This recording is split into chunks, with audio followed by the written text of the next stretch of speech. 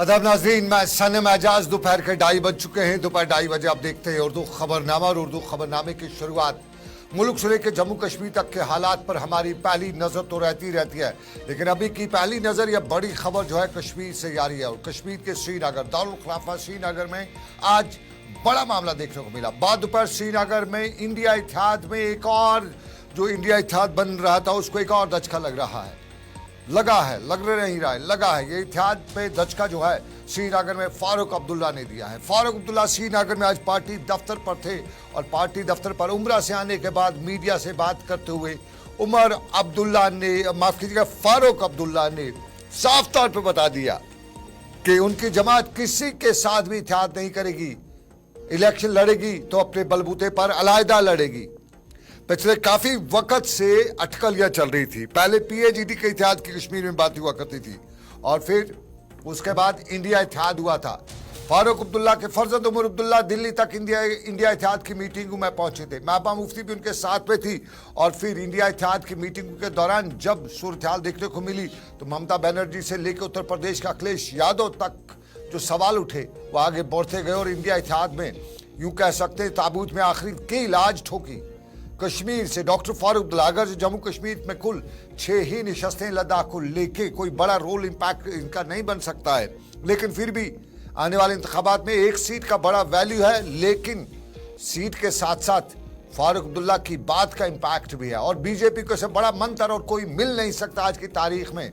जब एक तरफ बीजेपी को किसानों ने घेरे में ले रखा है, वहीं राहत की सांस बीजेपी के लिए फारूक अब्दुल्ला ने श्रीनगर से दिया है। और फारूक अब्दुल्ला ने श्रीनगर में मीडिया से बात करते हुए साफ कर दिया कि इत्तेहाद पुरानी कहानी है, नया जमाना है, नए जमाने में नए हालात के साथ चलना है। और नए हालात में कश्मीर में वो किसी भी जमात के साथ अलायंस नहीं करेंगी। जम्मू कश्मीर के इंतखाबात पर भी फारूक अब्दुल्ला ने बात की। फारूक अब्दुल्ला ने इंतखाबात के हवाले से बताया कि उन्हें लग रहा है कि संभली और पार्लिमानी इंतखाबात एक साथ हो रहे हैं। ये फारूक अब्दुल्ला ने श्रीनगर में बताया।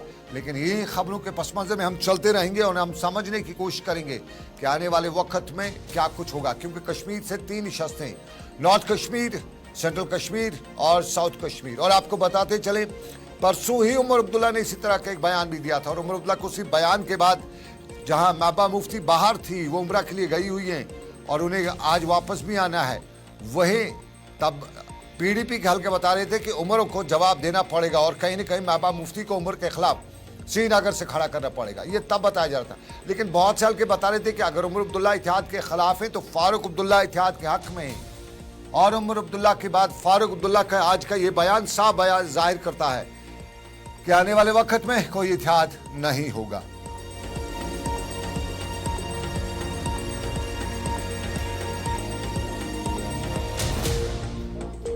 मैं एक चीज आपको क्लियर करना चाहता हूं।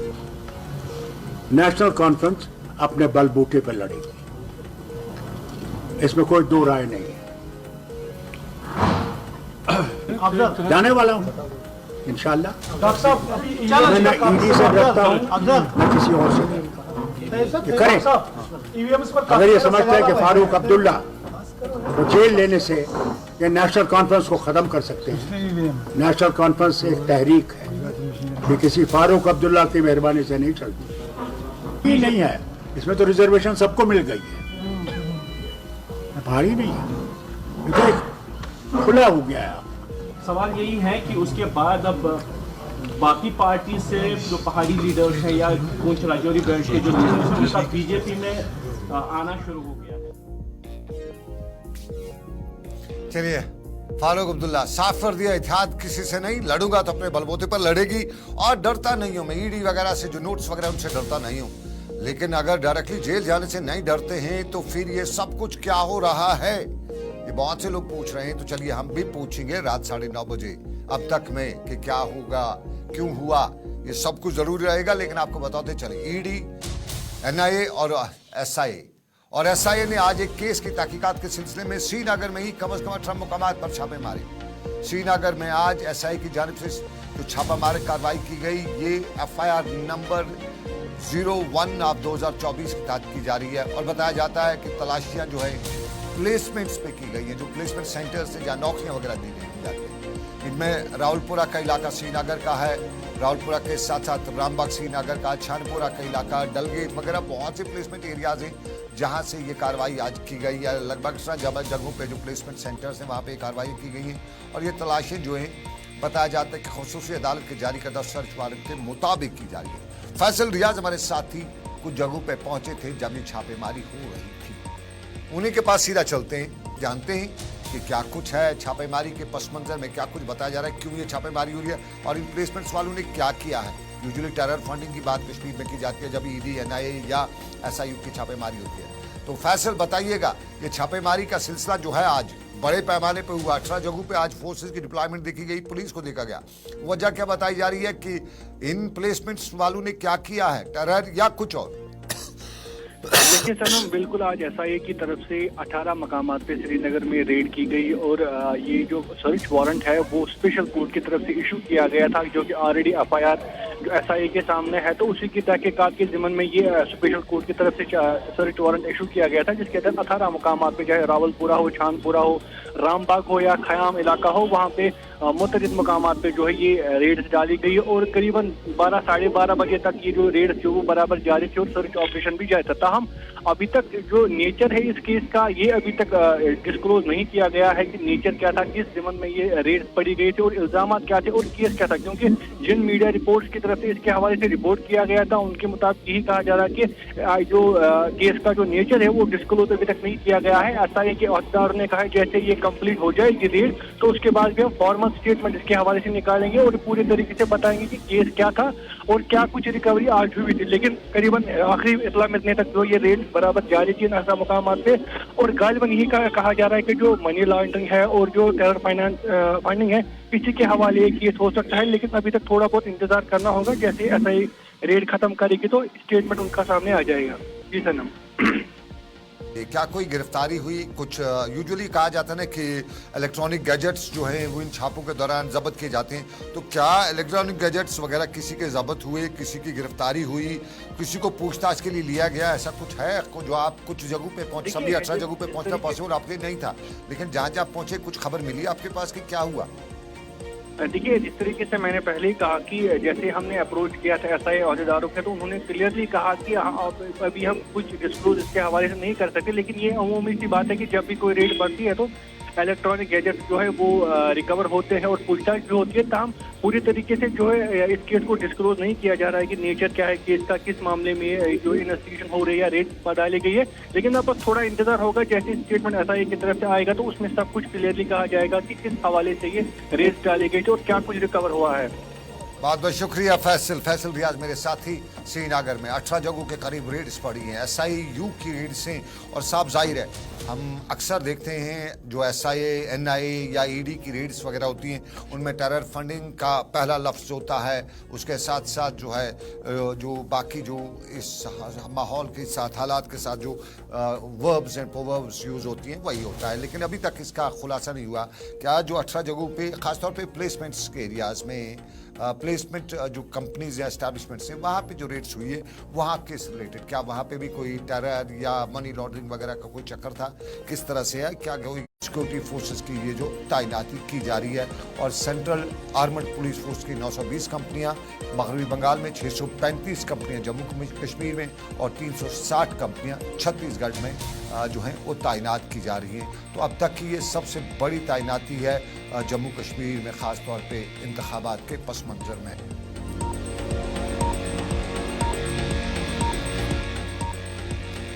और चलिए कुछ इंतखाबात के बाद, इंतखाबात के माहौल से पहले के माहौल पे नजर डालते हैं। माहौल पंजाब, हरियाणा और इन दोनों के बीच इलाकों में जो सूरत-ए-हाल है वो संगीन होती जा रही है। किसान तंजीमें मरकज़ के दरमियान जो तंजीमों और मरकज़ के दरमियान जो बातचीत का तीसरा दौर था वो भी हुआ और बताया जाता है कि कल रात अर्जुन मुंडा और पीयूष गोयल के साथ पंजाब सरकार के आला हुकाम के साथ मीटिंग भी हुई ताकि किसान लीडरों के साथ अमली तौर पर बातचीत की जा सके। ये भी बताया जाता है कि किसान अपने मुतालबात बशमूल MSP की कानूनी ज़मानत पर दिल्ली की तरफ बढ़ रहे हैं एहतजाज करते हुए, और मरकज इस मसले को हल करने की कोशिशें पिछले 2 दिनों से कर रही है। दिल्ली तक पहुंचने की जो कोशिश है किसानों की, उसको रोकने की भी कोशिश की जा रही है, और यहाँ आंसू गैस का इस्तेमाल भी हो रहा है, पथराव भी देखने को मिला, कई पुलिस एहलकार भी जख्मी हुए, किसानों के जख्मी होने की खबर भी है, और किसान जो है कर्जों की माफ़ी, MSP पर सरकार की गारंटी और एहतजाज करने वालों के खिलाफ जो मुकदमा थे उनको वापस लिए जाने का जो मामला है, इसको लेके दिल्ली का रुख कर रहे हैं। तो बॉर्डर जो है, चाहे वो टिकरी का बॉर्डर पिछली बार बड़ा गर्म हुआ था, अब की बार शंभू बॉर्डर है, मार्च और शंभू बॉर्डर पे आज बड़ी तादाद में किसान डटे हुए हैं, उन्हें अपने खीमे नस्बबंद कर दिए हैं, साथ साथ में लंगर लगाना शुरू कर दिया है, और सामने उनके फोर्सेस के एहलकार खड़ा हैं, बैरिकेड्स खड़ा है, कीलें लगाई गई हैं, और कीलों के साथ साथ रास्ते जो है वो ब्लॉक किए गए। लेकिन आज किसानों ने दोपहर 12 बजे से 4 बजे तक पंजाब में रेलवे ट्रैक्स को जाम करने का जो ऐलान किया था, उसके बाद सूरत मजीद संगीन होती जा रही है, क्योंकि रेल जो है लाइफ लाइन है मुल्क की। तो उसी हवाले से अब जो रेल रोको आंदोलन किया है आज, उससे एक बड़ी परेशानी जो है सरकार के सामने आ सकती है।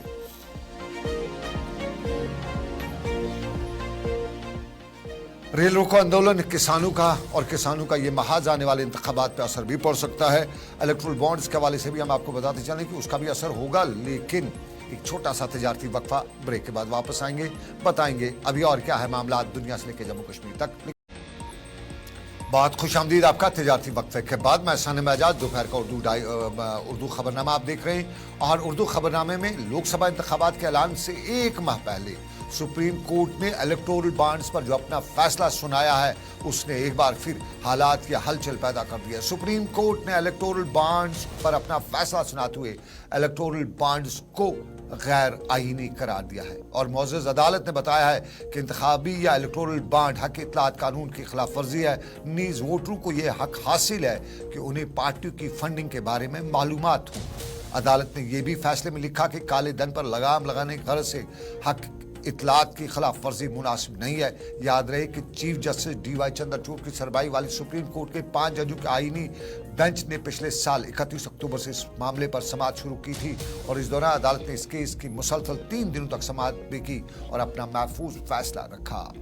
सुप्रीम कोर्ट का इलेक्टोरल बॉन्ड को गैरानी करार देना सरकार के लिए, खासतौर पर बीजेपी सरकार के लिए एक बड़ा झटका है, और मामले की समाअत के दौरान CJI DY चंद्रचूड़ ने बताया कि हम मुतफिका फैसले पर पहुंचे हैं। मेरे फैसले की तायीद जस्टिस गोई, जस्टिस पारदीवाला और जस्टिस मनोज मिश्रा ने भी किया है। इसमें 2 राय हैं, एक मेरी अपनी और दूसरी जस्टिस संजीव खन्ना की। दोनों के इस्तेलाल में थोड़ा सा फर्क जरूर है, लेकिन नतीजा एक ही है दोनों का। यह सुप्रीम कोर्ट का बड़ा फैसला है।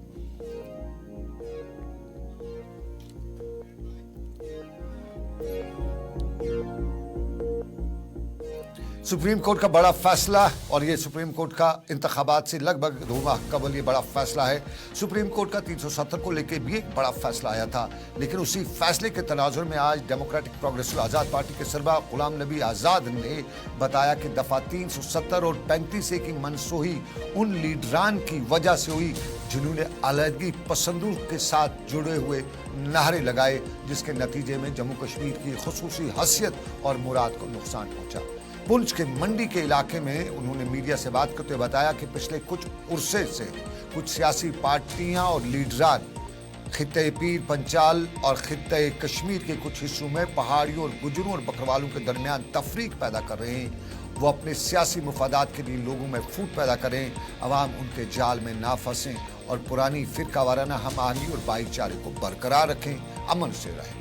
उन्होंने बताया कि वो मजहब और इलाके की सियासत के खिलाफ हैं, और उन्होंने बताया कि वो नहीं चाहते कि कोई माँ अपने बेटे को अब दोबारा खोए, कोई बहन अपने भाई को खोए, किसी खातून का शौहर शहीद हो, क्योंकि हमने माजी में ख़ास तौर पर सरहदों पर बहुत सी जानें गंवाई हैं। अवाम को अमन से रहना चाहिए और खित्ते की तरक्की में हिस्सा लेना चाहिए।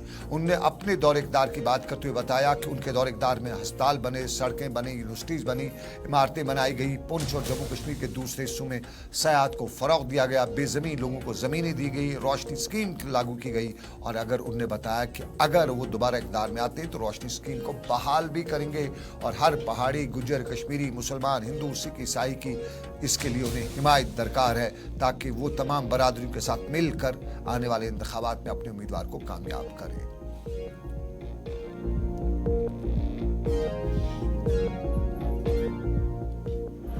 एक नौजवान जो अब्दुल मजीद साहब वो उनके चले गए थे पिता, उन्होंने भी देश के लिए, हमारे देश की सीमाओं को बचाने के लिए अपने जान की आहुति दी।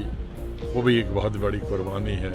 उनके माता पिता के पास भी गए और उनको भी सहारा दिया। मुझे बहुत खुशी है कि आर्मी ने और फौज ने उनकी बहुत सहायता की है, मदद की है, जिसकी वजह से पूरा परिवार खुश है। जानने वाले जैसे शर्मा जी को तो हम कई दशकों से जानते थे। उन्होंने पुंछ की बहुत सेवा की थी। जब भी पुंछ में कोई आपदा आती थी तो शर्मा जी आगे चलते थे।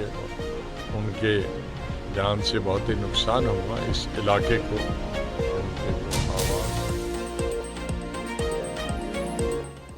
चलिए, गुलाम नबी आज़ाद खित्ते पीर पंचाल में और पीर पंचाल के पुंछ के इलाके में ताज़ियत भी लोगों से की, सियासी बयानात भी दिए। लेकिन आपको बताते चले, श्रीनगर का डल झील दुनिया भर में मशहूर है और इसी डल झील के किनारे हादसा पेश आया है और ये हादसा टिप्पर को पेश आया। आमतौर पर टिप्पर के बारे में लोगों की राय यही है कि ये तेज़ रफ्तार चलते रहते हैं और अक्सर अपना कंट्रोल खो बैठते हैं और यहाँ पर भी एक तेज़ रफ्तार टिप्पर का बताया जाता है कि वो ड्राइवर के काबू से बाहर हुआ, सीधा डल झील में गया। मुकामी लोगों ने वाक़ा पेश आते ही रेस्क्यू ऑपरेशन शुरू किया। ज़ख्मी ड्राइवर को वहाँ से निकाल कर अस्पताल पहुँचाया गया और श्रीनगर के नज़दीकी अस्पताल के बाद उन्हें सूरा रेफर भी किया गया। ताहम वो जख्मों की ताब न लाते हुए दम तोड़ बैठे। ड्राइवर की शिनाख्त राजौरी के रहने वाले तारिक अहमद के बतौर हुई है।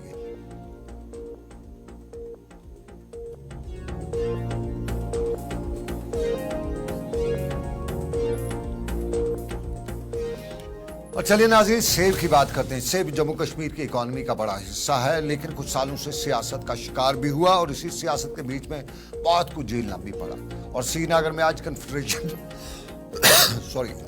इंडस्ट्रीज और एग्रो लिमिटेड और फिन इंडस्ट्रीज ने एक एप्पल इनक्लेव का इनेकाद किया, जिसमें स्क्वाश के वीसी प्रोफेसर नज़ीर और जो एग्रो इंडस्ट्रीज़ हैं उनके जुनैद अल्ताफ़ और डायरेक्टर हॉर्टिकल्चर और दूसरे लोग मौजूद रहे और यहाँ पैदावार बढ़ाने की ज़रूरी सलाहियतों में टेक्नोलॉजी के इस्तेमाल पर भी जोर दिया गया।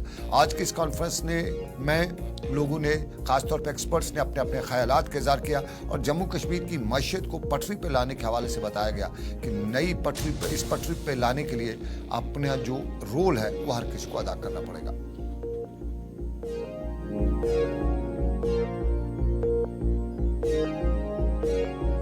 देखिए, आज का एक कॉन्क्लेव CII के प्लेटफॉर्म के through Apple conclave, this is the first conclave of its kind जो कश्मीर में हुआ है।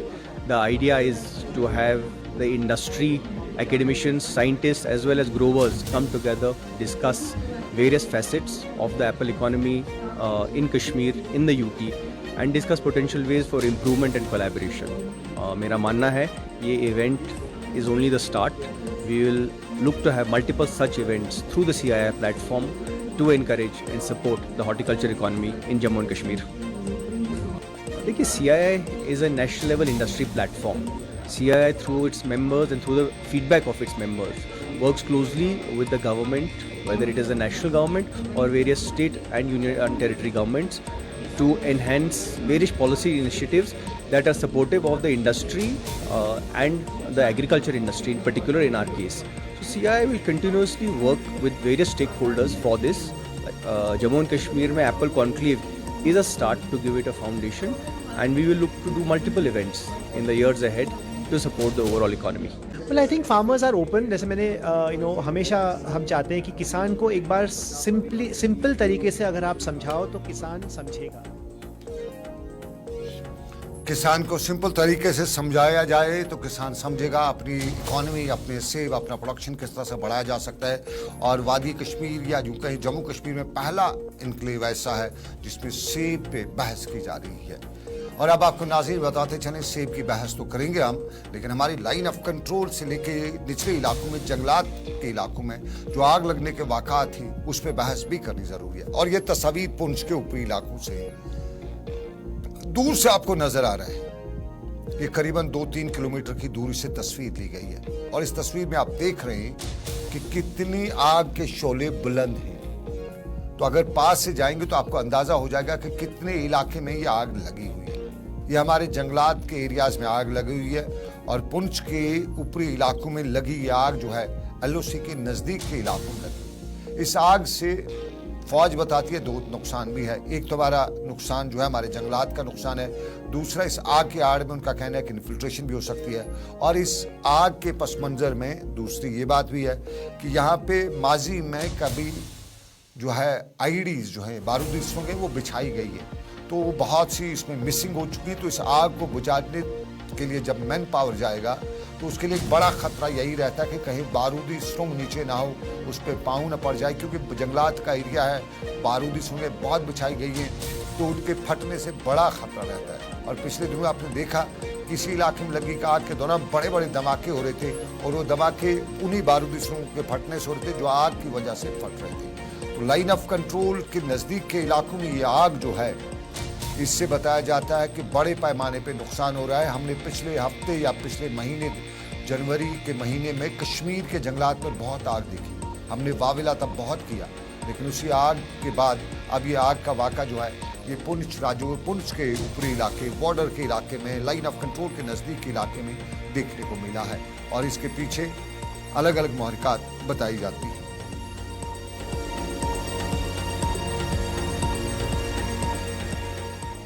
अब की बार सूखा रहा तो बर्फबारी नहीं हुई, तो ये सब कुछ जो आग लगने के वाक़ात हैं वो देखने को हुए।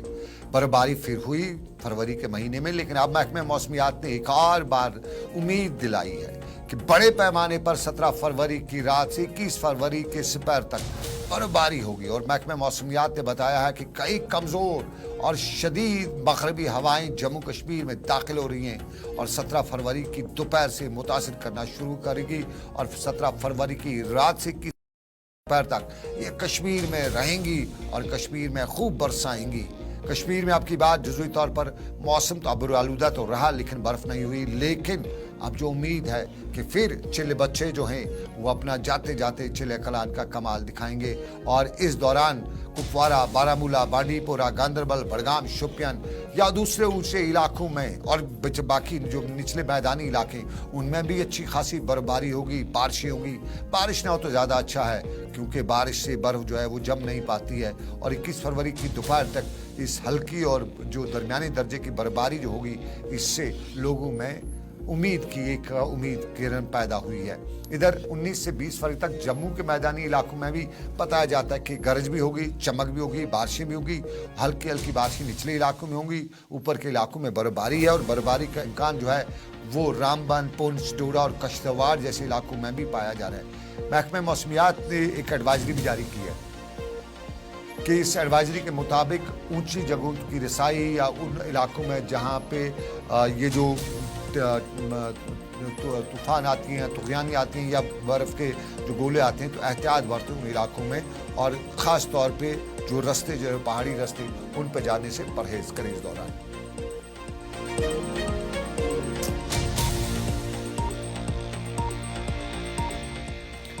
तो ये था दोपहर 2:30 बजे का खबरनामा। अभी के खबरनामे से बस इतना ही। इस उम्मीद के साथ दीजिए इजाज़त कि अगले बुलेटिन में फिर होगी आपसे मुलाकात।